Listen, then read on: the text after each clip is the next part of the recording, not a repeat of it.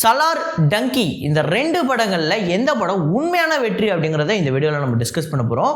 வசூல் ரீதியாக மட்டும் இல்லாமல் ஒரு திரைப்படமாக, ஒரு கதை ரீதியாக, ஒரு ஸ்க்ரீன் பிளேவாக எந்த படம் சிறந்த படம் அப்படிங்கிறத பேசுவோம். ஸோ டங்கி 12வது நாள் வசூலும், சலார் 11வது நாள் வசூலும் இந்த வீடியோவில் நம்ம தெளிவாக பார்ப்போம். அப்புறம் இந்த வாரம் வந்த சில தமிழ் திரைப்படங்கள், அந்த படங்கள் ஒரு 7 திரைப்படம் வந்திருக்கு. அந்த 7 திரைப்படங்கள் என்ன நிலைமை அப்படிங்கிறத பார்ப்போம்.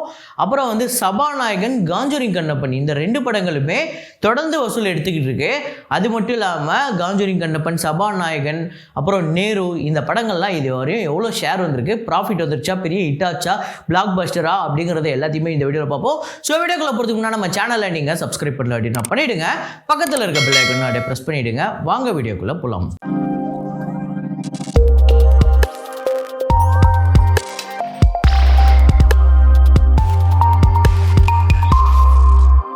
கடைசியாக ஒரு வீடியோவில் நம்ம வந்து ஒரு ஆடியோ ஒன்று வச்சுருந்தோம். அந்த ஆடியோ வந்து கெஸ் பண்ண சொல்லியிருந்தேன் என்ன மூவி அப்படிங்கிறத.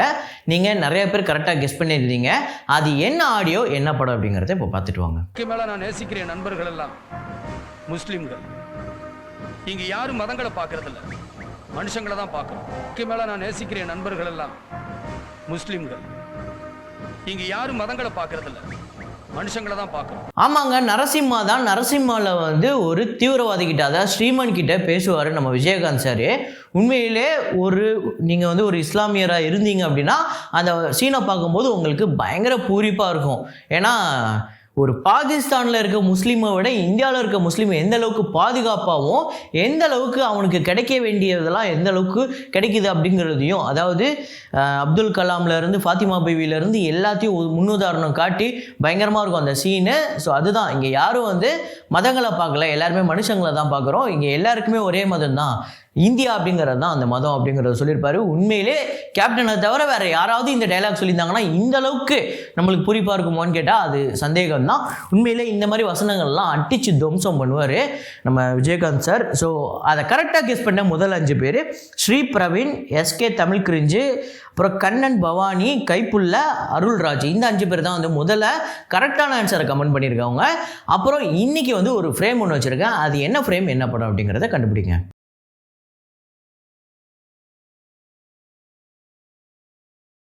இப்போ நம்ம வசூலுக்குள்ளே போயிடலாம். அனிமல் 32வது நாள் வசூல். இந்தியா முழுக்க இந்த படம் வந்து 1,43,00,000, வேர்ல்டு வைடு 1,57,00,000. ஸோ 879,97,00,000 இந்த படம் வந்து 32 நாளில் வந்து வசூல் பண்ணியிருக்கு. ஒரு மிகப்பெரிய ஹிட்டு. ஹாய் நன்னா 26வது நாள் வசூல். ஆந்திரா தெலுங்கானாவில் 38,00,000, வேர்ல்டு வைடு 42,00,000.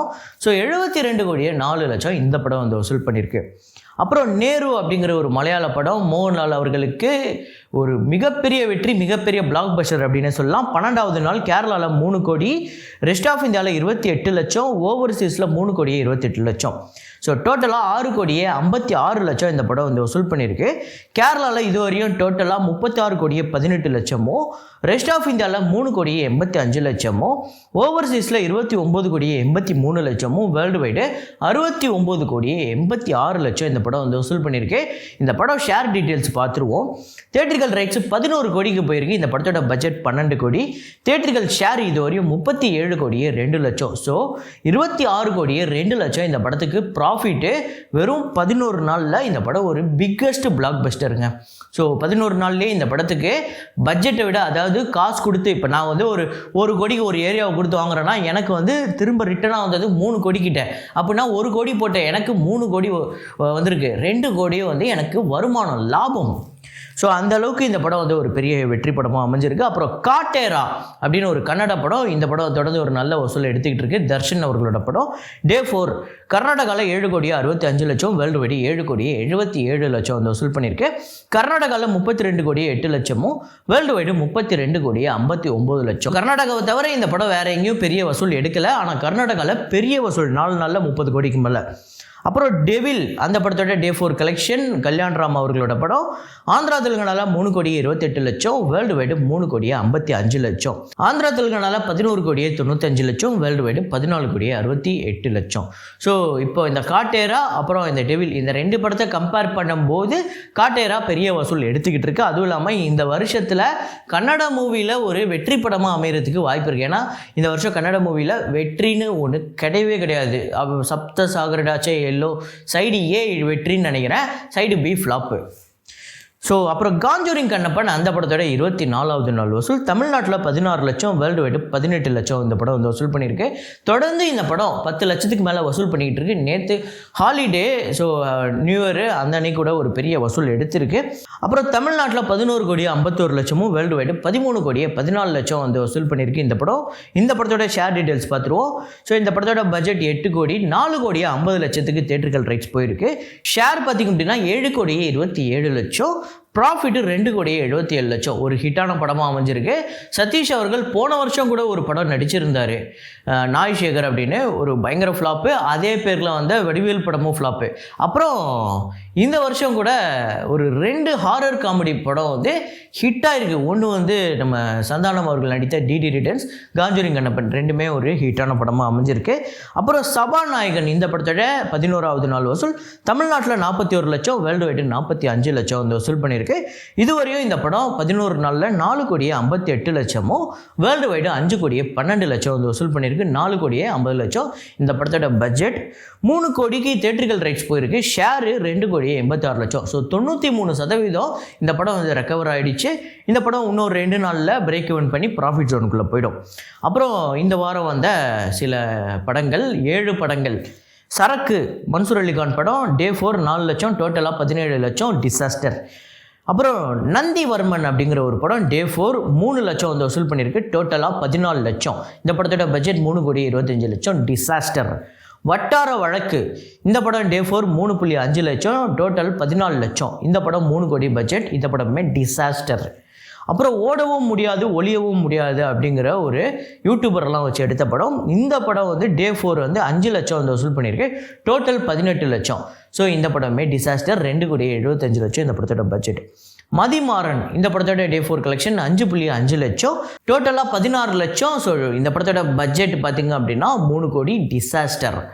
அப்புறம் ரூட் நம்பர் 17 அப்படிங்கிற ஒரு படம், ஒரு ஜித்தன் ரமேஷ் படம் டே 4 6 லட்சம், டோட்டலாக 21 லட்சம், 4 கோடி இந்த படத்தோட பட்ஜெட், டிசாஸ்டர்.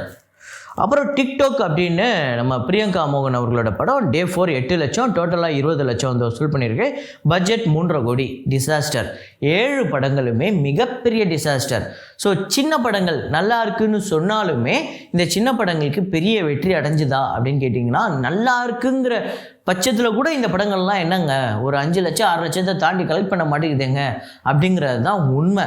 ஸோ ஒரு படம் நல்ல படம் தோற்று போகும்போது என்ன ஆகுது அப்படின்னு பார்த்தீங்கன்னா, இன்னொரு ஒரு மோசமான படம் வெற்றி அடைஞ்சிக்கிட்டு இருக்கு. ஸோ ஒரு நல்ல படம் தோற்றுக்கிட்டு இருக்கும்போது ஒரு ப்ரொடியூசருக்கு பெரிய நஷ்டம் ஏற்படும். அவர் அதுக்கப்புறம் படம் எடுக்கிறதுக்கு யோசிப்பார், புது டைரக்டருக்கு வாய்ப்பு கொடுக்க யோசிப்பார். புது டைரக்டர் ஒரு நல்ல தரமான படம் எடுத்து கூட அந்த படம் ஓடலைங்கும்போது வேற ஒரு வாய்ப்பு கிடைக்காது. ஸோ நான் சொல்கிறது 199 பேருக்கு இதுதான் நடக்குது. அந்த 100ல் ஒருத்தர் முதல் படம் ஃப்ளாப்பு கொடுத்துருந்தாலுமே அடுத்த படம் பெரிய படம் வாய்ப்பு கிடைக்கிறது, பெரிய ப்ரொமோஷன் பண்ணுற வாய்ப்பு கிடைக்கிறது, பெரிய பட்ஜெட் படங்கள்லாம் கிடைக்கிறதுலாம் 100ல் ஒருத்தருக்குங்கிறது தான் உண்மை. அப்புறம் இது எல்லாத்தையும் தாண்டி ஒரு மோசமான படம் வெற்றி அடையுதுன்னு சொல்கிறேன்ல, அவங்களுக்கு அந்த ப்ரொமோஷனுக்கு கையில் காசு இருக்கும், சில பிஆர்ஸ்லாம் வச்சுருப்பாங்க, அவங்க மூலியமாக அந்த படத்தை நல்லா இருக்குன்னு சொல்லிட்டு நம்ம மேலே திணிப்பாங்க. சில படங்கள் உங்களுக்கே பிடிக்காமல் இருக்கும், என்னடா இது இந்த படம் ஏன்டா ஹிட்டுன்னு சொல்கிறாங்க, எல்லோரும் நல்லா இருக்குன்னு சொல்கிறாங்களே அப்படின்னு சொல்லிட்டு கிட்டத்தட்ட நம்மளை மைண்ட் வாஷ் பிரெயின் வாஷ் தான் பண்ணிகிட்டு இருக்காங்க. ஸோ அதுதான் உண்மை. ஸோ அதுதான் நடந்துக்கிட்டு இருக்குது. ஒரு மோசமான படங்களும் இங்கே நல்ல படம் நம்ப வச்சுக்கிட்டு சில நாட்களாக போய்கிட்டு இருக்குது, சில வருடங்களாக அதான் நடந்துக்கிட்டு இருக்கு. அப்புறம் டங்கி படத்தோட 12வது நாள் வசூல் தமிழ்நாட்டில் 20 லட்சம், ஆந்திரா தெலுங்கானாவில் 58 லட்சம், கர்நாடகாவில் 94 லட்சம், கேரளாவில் 8 லட்சம், ரெஸ்ட் ஆஃப் இந்தியாவில் 7 கோடியே 68 லட்சம், ஓவர்சீஸில் 6 கோடியே 28 லட்சம், வேர்ல்டு வைடு 15 கோடியே 76 6 லட்சம். இந்த படம் வந்து நேற்று 12வது நாள் வசூல் பண்ணியிருக்கு. ஒரு பெரிய வசூல் தான் ஆக்சுவலாக இது. தமிழ்நாட்டில் 3,79,00,000, ஆந்திரா தெலுங்கானாவில் 11,57,00,000, கர்நாடகாவில் 20,32,00,000, கேரளாவில் பார்த்திங்க அப்படின்னா 1,95,00,000. ஸோ கிட்டத்தட்ட ஒரு 40 கோடி கிட்ட இந்த படம் சவுத் இந்தியாவில் மட்டுமே கலெக்ட் பண்ணியிருக்கு. அதுவும் வெறும் ஹிந்தி லாங்குவேஜை மட்டுமே வச்சுக்கிட்டு, மிகப்பெரிய விஷயம்.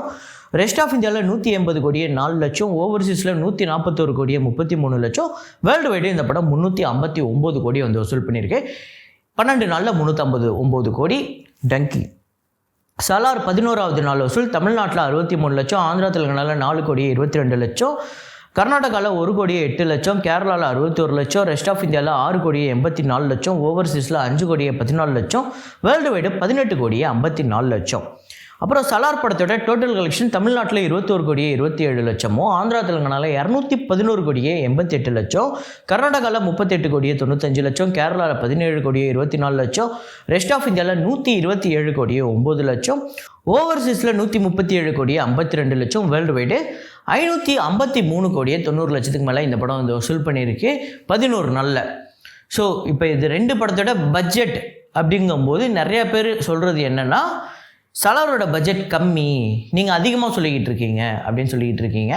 ஆக்சுவலாக பட்ஜெட் இங்கே மேட்ரே கிடையாது. பட்ஜெட் வந்து இவங்க எவ்வளோ பொருட்செலவில் எடுத்தாங்க அப்படிங்கிறது தான். ஆனால் வியாபாரம் எவ்வளோக்கு பண்ணாங்கங்கிறது தான் முக்கியம். இந்த படம் இப்போ உதாரணத்துக்கு சலார் ஒரு 50 கோடி பட்ஜெட்டாகவே இருக்கட்டும், ஓகேவா, 50 கோடினே வச்சுக்கோங்க. ஆனால் இந்த படம் தேட்டர்கள் ரைட்ஸு 350 கோடிக்கு விற்கப்பட்டிருக்கு. அதாவது நான் ஒரு டிஸ்ட்ரிபியூட்டர்னால் இந்த படத்தை நான் வந்து ஒரு 50 கோடிக்கு ஒரு ஏரியாவுக்கு வாங்கியிருக்கேன்.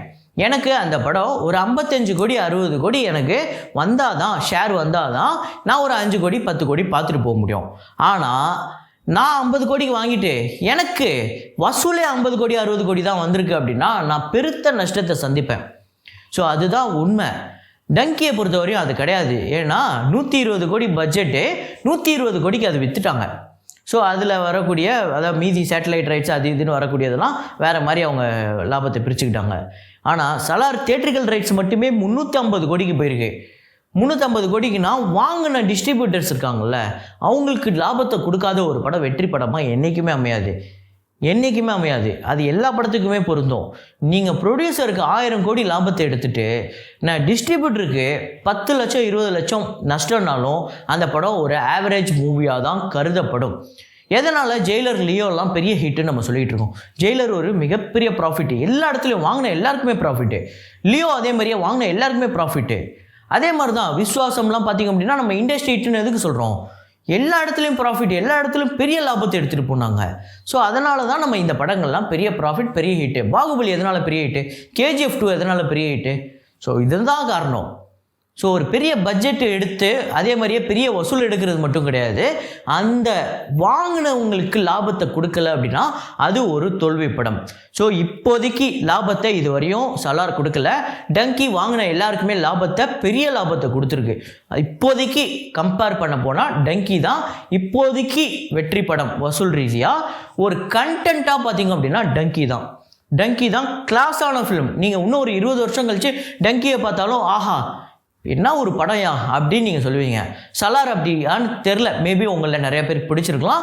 இதே மாதிரி ஒரு படம் ஒரு 4-5 படம் வந்துடுச்சு அப்படின்னா நம்மளுக்கு பயங்கரமாக சலிப்பு தட்டிடும். ஏன்னா நிறைய பேரோட அந்த கருத்தே என்னென்னா, என்னங்க அப்படியே KGF மாதிரியே இருக்குது, KGF டோனாகவே இருக்குது, அதே மாதிரி ஒரு பில்டப் இருக்குது, அதே மாதிரி கடைசியில் அந்த அரியாசனத்தை அவர் எடுத்துக்கிறதுக்கு போகிறாரு அப்படின்னு சொல்லிட்டு கிட்டத்தட்ட எல்லாமே அப்படியே மேட்ச் ஆகுது. ஸ்டோரி கூட புதுசாக யோசிக்கலையா அப்படிங்கிற கேள்வியெலாம் இருந்தது. ஸோ மற்றபடி ஃபைட்டிங் அது இதுன்னு நல்லா பயங்கர அந்த கூஸ் பம்ப்ஸ்லாம் இருக்குது, அதுக்கெலாம் கேரண்டி. ஆனால் ஒரு கதையாக, ஒரு படமாக, ஒரு கிராஃப்டாக எது நல்ல படம் அப்படின்னு கேட்டிங்கன்னா என்னை பொறுத்தவரையும் எனக்கு டங்கி தான் நான் சொல்லுவேன்.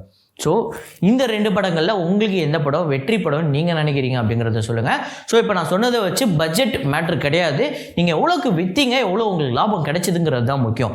அதாவது உங்ககிட்டேருந்து வாங்கினேன், நான் இப்போ ஒரு செருப்பு கடை வச்சுருக்கேன் அப்படின்னா நான் ஒருத்தவங்கிட்டேருந்து 250 ரூபாய்க்கு செருப்பை வாங்குகிறேன், அதை நான் 350 ரூபாய்க்கு விற்றா தான் எனக்கு லாபம்.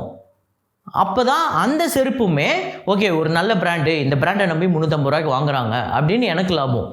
அப்படி வாங்கலை, இது ஒரு மட்டமான பிராண்டு, இதை போய் 250 ரூபா சொல்கிறேன், 150 ரூபாய்க்கு கொடுறான்னு சொல்லிட்டு நான் 150 ரூபாய்க்கு கொடுத்து 100 ரூபா நஷ்டமாச்சுன்னா அந்த செருப்புமே எனக்கு லாபத்தை கொடுக்கல, நானுமே பெரிய லாபத்தை எடுக்கல, நஷ்டம் தான் ஏற்பட்டிருக்கு. ஸோ இதுதான் இந்த லாஜிக் உங்களுக்கு புரிஞ்சிருக்கும்னு நம்புகிறேன்.